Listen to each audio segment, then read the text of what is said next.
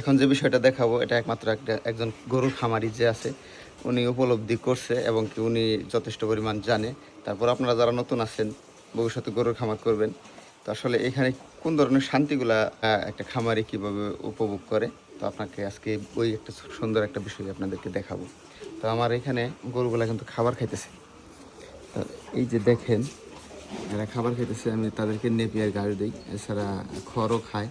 কিন্তু এই নেপিয়ার ঘাস যখন খায় তখন একটা জিনিস দেখা যায়। তো এই যে দেখেন এই গরুটা আমার সবসময় শক্ত কাঠযুক্ত যে ঘাসগুলো আছে এইগুলা সে খাইতে পছন্দ করে এবং কি সবার ওইখান থেকে অবশিষ্ট যা আছে ও এটা খেয়ে শেষ করে। তো একটা দুইটা গরু পাললে আপনার খাবার অপচয় হওয়ার সম্ভাবনা থাকে, কিন্তু 4-5টা গরু যদি পালেন আপনার খাবার অপচয় হওয়ার সম্ভাবনা খুবই কম থাকে। কারণ একটা গরু যেটা না খাবে ওইটা অন্যটাই খাবে, ওঠাই নিয়ে দেখবেন খাই শেষ করছে। তো সেই কারণে খাবার অপচয় একদম কম হয়, আমারও তাই হয়। তো ওইটা একটু কাঠ ঘাস কম খায়, এইটাও কম খায়, কিন্তু এইটা সব শেষ করে।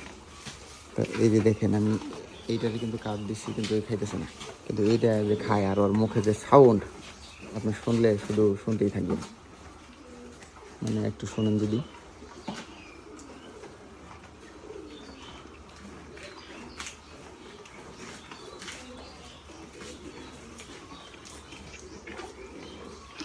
মানে কত না জানি মজা লাগতেছে, একদম কর কর কর কর শব্দ, রসালো মুখের সাউন্ড, মাশাআল্লাহ।